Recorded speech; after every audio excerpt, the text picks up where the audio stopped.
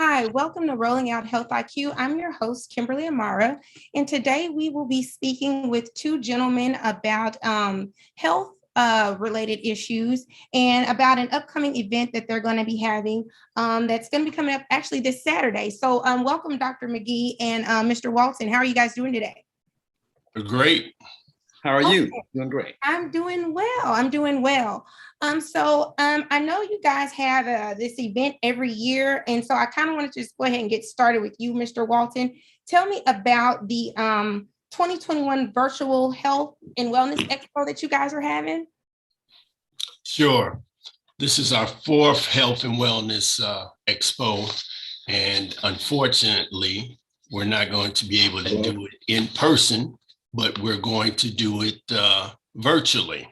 And this is the second year we've done this. A pre-record, what you mean? And really, got thrown off for a second there.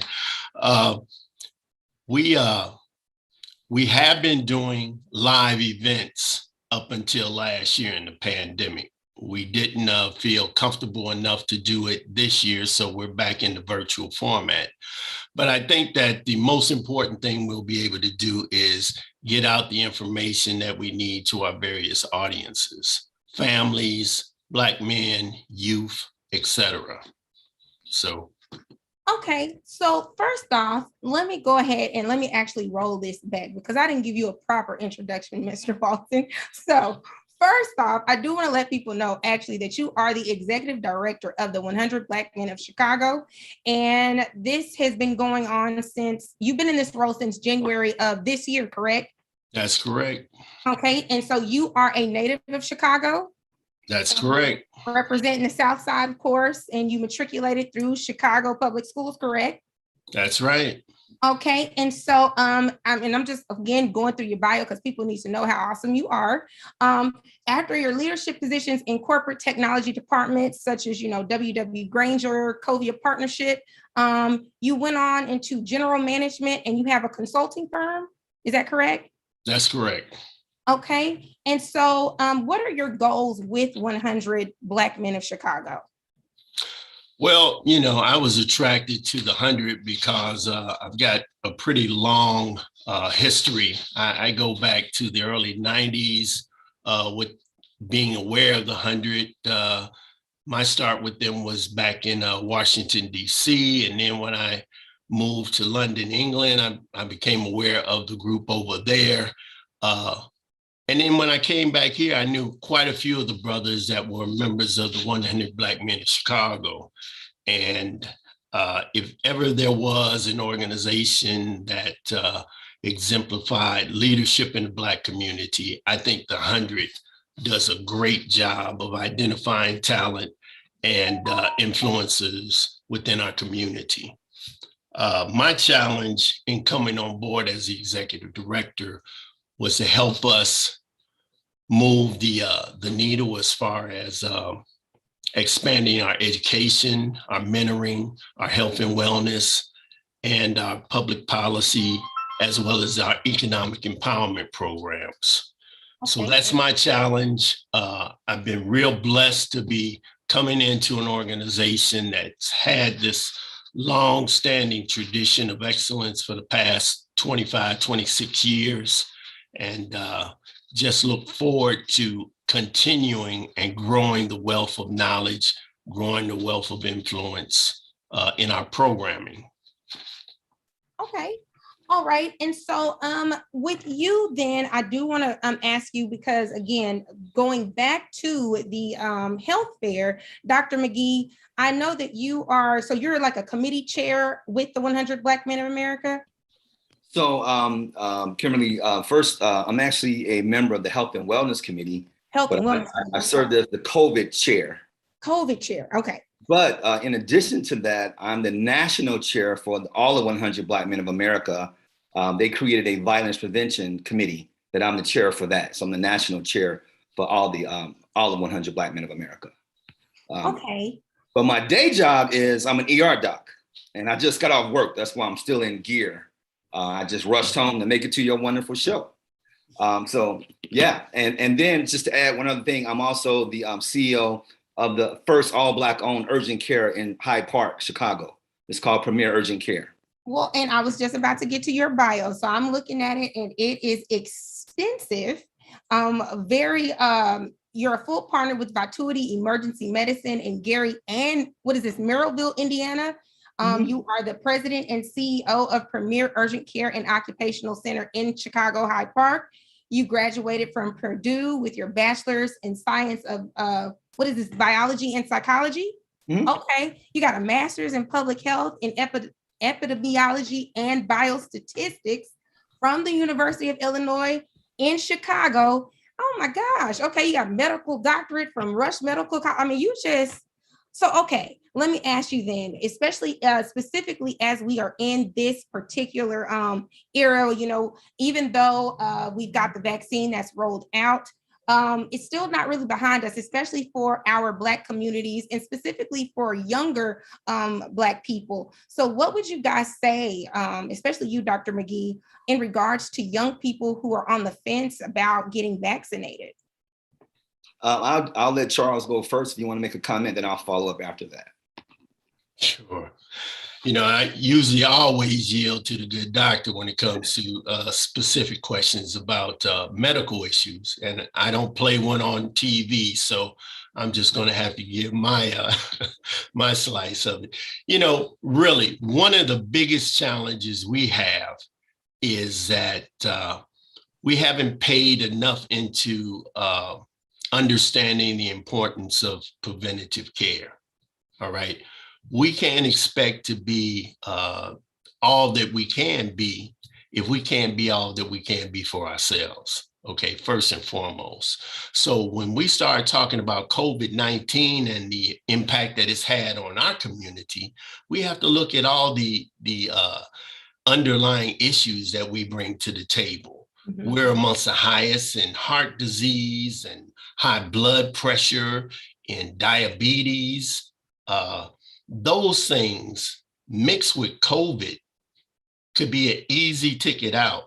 And let's face it, you're no good if you're on your back, and you're especially no good if you're not here to lead your family or stand up and be a voice in your community. So Doc, you take it away. You see it every day. Look, that was perfect, man. Totally. Trust me. So yeah, so everything you says is right. You know, for when you look at Black and brown communities, we've always had disparities. We've always had to overcome all kinds of challenges. And as you already know, healthcare, you know, all the way from hypertension and diabetes to cancer, to prostate cancer, to colon cancer, to everything. So by definition, those particular diseases are the major diseases that affect adults. From the youth perspective, their biggest disease is violence. And so now you throw in COVID, and now at one point, youth risk for getting COVID was about 3%.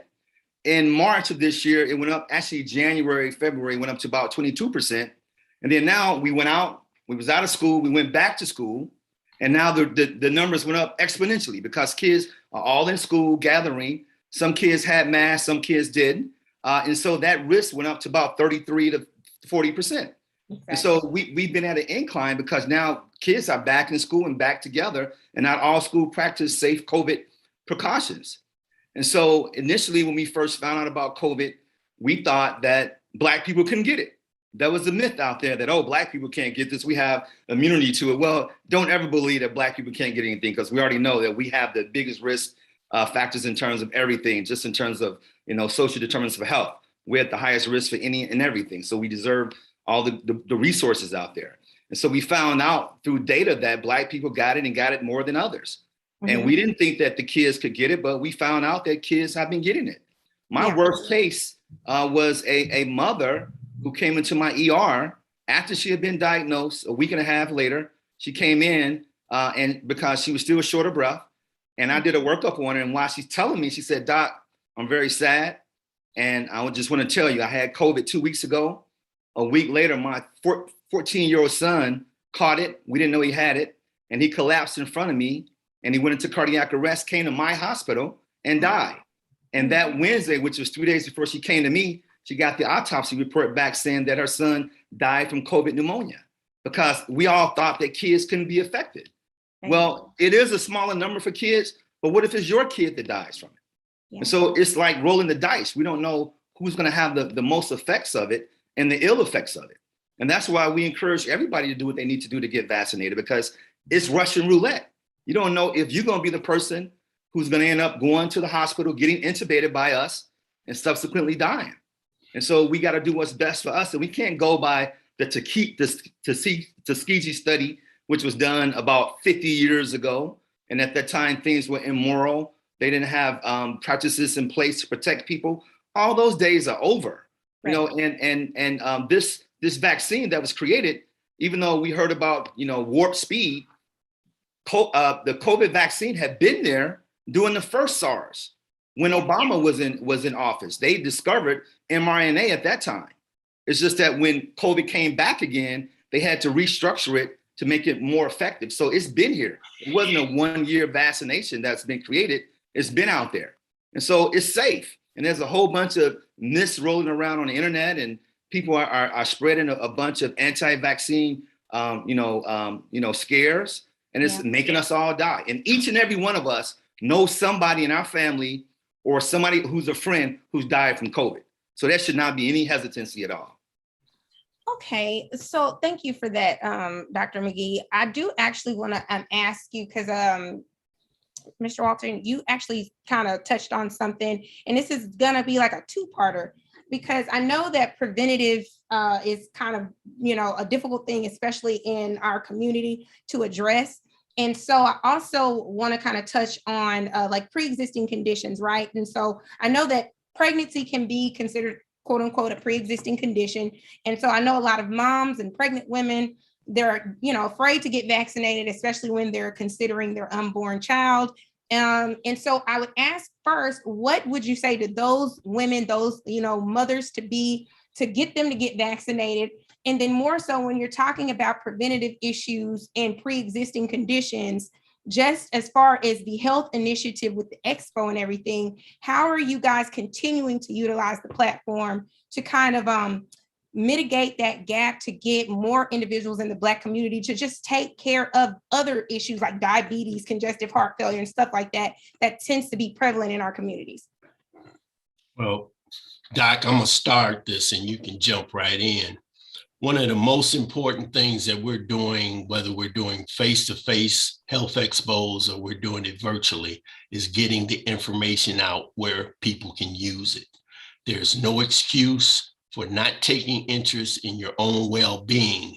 And if somebody is going to step to the fore and make information available to you, we have got to take advantage of that situation each and every time. If there's no reason not to know, because we are going to touch on the topics, the hot topics of the day.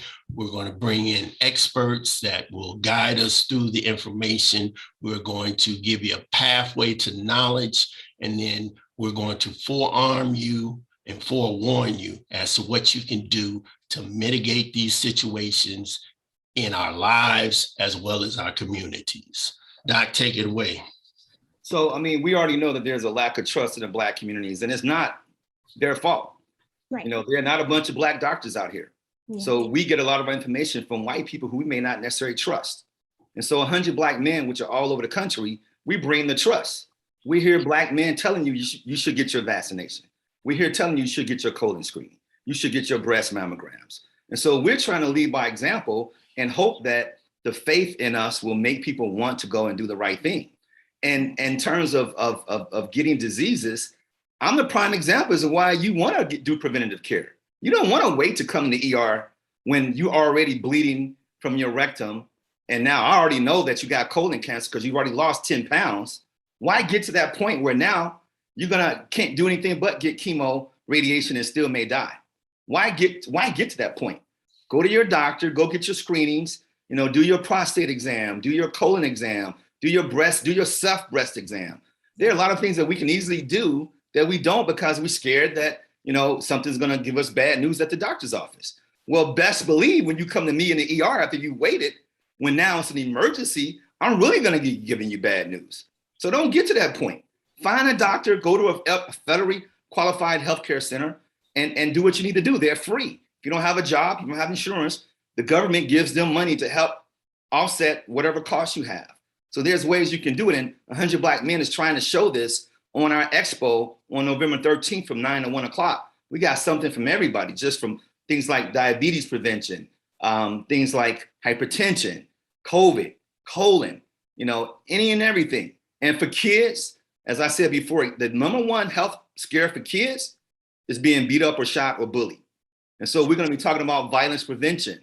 We're going to have 2 young men who were mentees with the 100 Black who got shot in junior high school and as a freshman in high school, who someone held the bleed, put pressure on their wound, and they survived. And now they're being very successful. They're going to college. They're going to really good careers. They're going to be given a testimony. We're going to have Mary Mcgee, who's the past IBF welterweight female boxer who is going to come on. She's from Gary, Indiana. She's going to talk about the hardship she overcame to become a boxer. Because right now, all the fights we've seen in schools are from girls. Girls are getting in it. They're getting at it. We just want to let everybody know we got to show some love and some respect for each other and try to prevent the senseless fighting from escalating to people being shot. And also, we're going to have Congresswoman Robin Kelly, who is on Joe Biden's Unity Task Force for Health, who's also the chair of the Illinois Democratic Party, who's going to be our keynote speaker. Congressman Danny Davis is going to come on and talk about violence. He lost his grandson over some gym shoes after someone killed his grandson, who he knew. And so we got a whole lot for everyone. We're going to talk about mental health. We got psychologists coming from University of Illinois. So we got a lot for everybody. So we're going to touch upon racism. And of course, we're going to talk about COVID and vaccinations in the youth. So we got enough for everyone. So please join us. Okay. And so Dr. Mcgee, what would you suggest for managing travel? So how would you advise, or what would you say as far as how do we manage travel for people who are vaccinated and for those who are not, because that can kind of be a little gray, if you will? I mean, for those of you who are not vaccinated who's trying to travel, it's going to be very hard. Expect to spend some dollars because you got to really show that you're negative about maybe 48 hours before you get on the plane, going and coming. And don't try to go international because it's even more harder to get. And so people that are vaccinated, they feel safe because they've been vaccinated. They get to fly, they get to show their little card. Mm-hmm. And it's almost like the have and the have-nots. If you don't have your card, you're going to go through scrutiny. You can't go to New York and go even into a restaurant without showing a card. And I don't care if you've had a test, you actually got to show that you've been vaccinated, or they don't even let you into New York restaurants or certain places. I went to the Las Vegas Las Vegas versus Bears game. And everybody who went to the stadium had to show their card and had to show that they've been vaccinated at least once. So it's just going to be the way of our life. And it should be, right? We've had over 751,000 people die. 751,000 people today have died from a virus. That should never be happening in 2021. But here we are, and it's not over. And one final point, the more that people who don't get vaccinated, the more it mutates in your body and it becomes a different product. So those of you who had COVID in 2020, this ain't the same COVID, son. You had the Alpha, now it's Delta. And so whatever you think immunity you had then is way gone. That's why it's being stressed to get your vaccine. And even now we got the Delta Plus brewing. Okay. And so this is going to be Delta the way of life. Yeah. Oh, okay. In Europe is now Delta Plus because Europe has had another increase in COVID surges. And Europe always gets it before we do. So we got to do the right thing over the holidays, Thanksgiving and Christmas. Even though you're going to be with your family, get your test before you go to your grandmother's house. Don't make your grandmother get sick and die. Even though she's vaccinated, she still can get it. There are breakthrough COVID reactions that are still out there. So do what you need to do to protect your parents and your loved ones if you don't even want to protect yourself. Okay, so I do have one more question for you, Dr. Mcgee, before we get to how people can, register for the Expo. Specifically in regards to the fact that does seem like COVID is not going to go anywhere anytime soon. It's going to continue to mutate because, I mean, I wasn't aware that there was a Delta plus. So that's good information to just kind of put out there. People can be aware. But as far as getting boosters, because I actually got a booster myself, how will it be something that we'll see kind of like the flu? I mean, I know they've kind of talked about it, but is it something that we should expect, just to become a part of normal everyday life, to just get a COVID booster? So yes, Okay. it already is a way of life. We in year 2. We thought that Donald Trump thought that after 3 months we'd have a hold of it, and it's steadily escalated because we all didn't take it seriously. And here we are in year 2, going into year 3 of it almost. And so it's there, and we're going to get a handle on it. But at some point, it's probably going to be a disease, a chronic disease, meaning just like the flu is going to be there. Every year, we're probably going to have to get another booster, and that's where we are. And unlike the flu, it's deadly. We've all had somebody die from it. We all haven't had someone die from the flu. It's very rare to have someone die from the flu. Usually, if you're extremely ill, if you're older and got a bunch of medical problems, that could happen. But with this, it's attacking any and everyone randomly, and that's the scary part about it. Okay. And just one more question, actually. What do you say to those individuals who are vaccinated? I mean, because I understand that, the vaccine is really just to mitigate, getting COVID pneumonia and having to be hospitalized.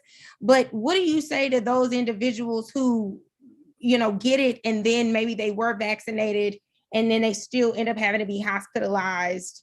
Very rare. Okay. Look, I'm in the ER, and everybody that I've seen over the past 2 months, out of all the people, most of them were unvaccinated. And they're white, they're Black, they're couples, they're people who've been married. I've had couples coming from Florida who now get home and now they get the whole family infected. The people who were vaccinated who comes in, a lot of times when I do an x-ray, I'm looking for pneumonia. If I don't see it, if their vital signs are good, I send them home. Mm-hmm. Most breakthrough COVID diseases are very rare and you don't die. Colin Powell had, an immunological problem where he had no immune system. Multiple myeloma is something that kills most people. The fact that he lived that long was actually really good. Yeah. Then he had Parkinson's. And so people took that, and I knew it was going to happen when I saw he died. And my heart went out because I said, people are going to make an issue out of this, and they're going to be trying to prevent people from getting the vaccine. And sure enough, within 24 hours, all the wrong information was out there. Some people are going to get it because they have underlying conditions that we don't even know about. Now, think about what COVID causes. It's the disease of the blood vessels, right? So it gets into your lung and it destroys your lung from within. We've had kids that have to get lung transfusions because lung transplants, because it was so much horrible how much it did to their lungs. But it also can cause blood clots. It causes way more myocarditis, which is inflammation of the heart, than any adverse effect of the COVID. And the myocarditis they get can actually cause you to have death. We've had people coming in cardiac arrest who we didn't even know why they died. And autopsy reports showed that they had myocarditis from COVID. We've had people who were 30 years old getting strokes because it affects the blood vessels. We've had people getting clots in their lungs from their legs that go to their lungs because it affects the blood vessels. And what about the after effects? For people who've had COVID, they get long-term effects. That's what I see now coming to the ER. People that still having problems with breathing, they having a problem with fatigue. They may have kidney failure now. They may have diabetes now. They may have mental health issues. They have insomnia. They have anxiety. It's horrible. And you tell them, hey, this is probably COVID, and they still nervous and don't believe you. But it's something that you don't want to have, and you need to do whatever you can to prevent it. And we have an option, so we should do it. Wow. Okay. Well, thank you for that eye opener. And yes, definitely, we need to definitely have as many people as possible, especially because it's virtual this year, even though I know it would always be better in person, but this does give more people, I think, an opportunity to attend. So Mr. Walton, please tell us, how can we and our audience register for the Expo? You can go to our website, which is 100BMC for Black Men of Chicago.org. That's 100BMC.org. scroll down to up and coming events, and you'll see our Facebook page that has the most recent flyer on the event. If you click on the link, or you click on the picture right next to it, it'll take you right to the registration page. Understand that it's free. All you need is 25 seconds to go to that website, click on that form, fill out some basic information, and then we'll look to see you on November 13th, which is a Saturday, from 9 to 1 p.m. Okay, that's November 13th from 9 a.m. to 1 p.m. And it's just as simple as click and go. Okay. And we even got a DJ for the kids, for the youth that come out when they get done with the violence prevention workshop. We got DJ DJ Ty Fly, who actually was the Milwaukee Bucks DJ for the finals, and he's from Chicago. And then we're going to have a health-related topics for youth who want to go into careers in medicine. So we got all kinds of stuff for the youth. I love that. Okay, well, I definitely will make sure that I sign up myself, especially, I mean, I'm not in Chicago, but I will definitely be attending. And I have a 15-year-old that will attend as well. So I thank you, gentlemen, for joining us here on Rolling Out Health IQ. We will definitely make sure that our audience gets this information and they get signed up as well. And yeah, thank you guys from 100 Black Men of Chicago for coming and sharing all of this wonderful information with us. I will see you guys later. Thanks, Kimberly. Appreciate you. Thanks a lot. Take care. Bye-bye. Bye-bye.